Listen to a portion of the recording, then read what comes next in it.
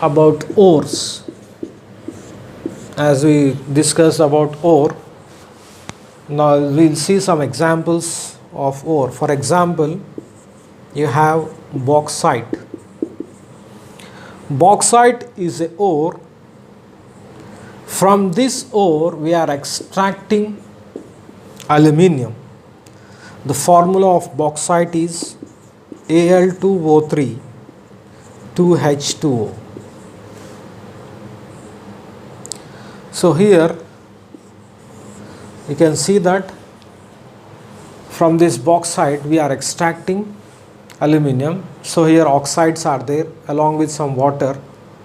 So if you remove these oxides and water, we can easily extract aluminium. Similarly, you are having zinc blende. So from zinc blende we are extracting zinc, Zn. So similarly from hematite, which is a very popular ore,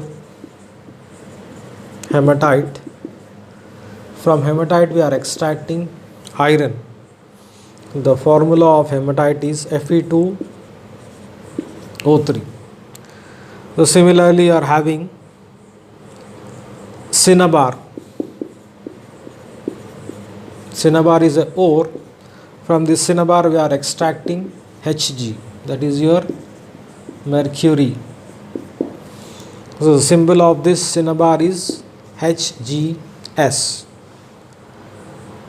So like this, from different ores we can extract different metals. For example, we can take rock salt also. From rock salt we are extracting sodium, NaCl. So these are some of the examples of ores.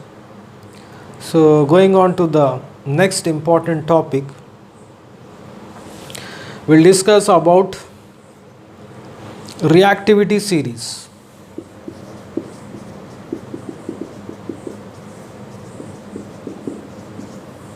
We'll discuss about reactivity series. So we can classify the metals into three categories.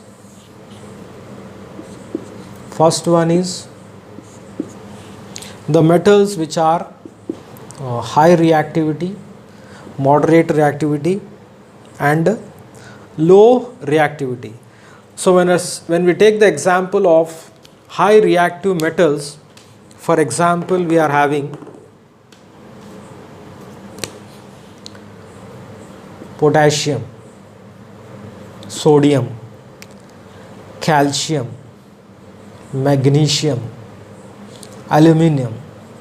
All these they come under high reactivity series. Similarly, you are talking about moderate reactivity. You have zinc, iron,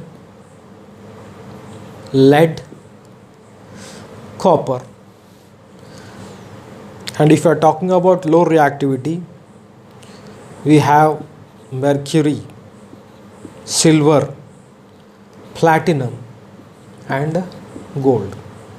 So this is the reactivity series. Why we should know about this reactivity series? As I have said that before, that metals, they exist in free state or in combined state. These are the two states, free state or combined state.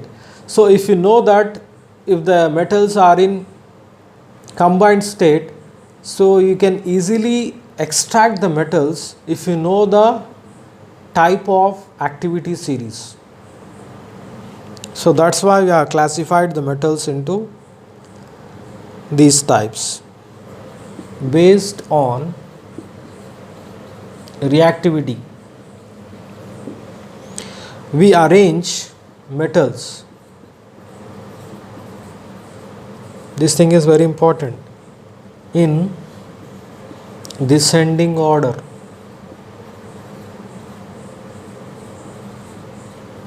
Of their reactivity.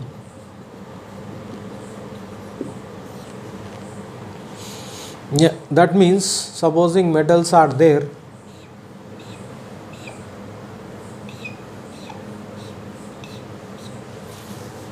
so this is the ascending and this is the descending. So the metals are always arranged according to their descending properties or descending order. That is, we have to consider the reactivity here, then only we can arrange these metals in descending order. Example of Ag. Next, Cu, lead. Next, Mn.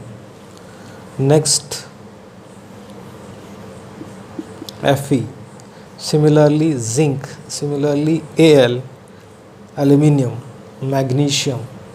Similarly, calcium and Na.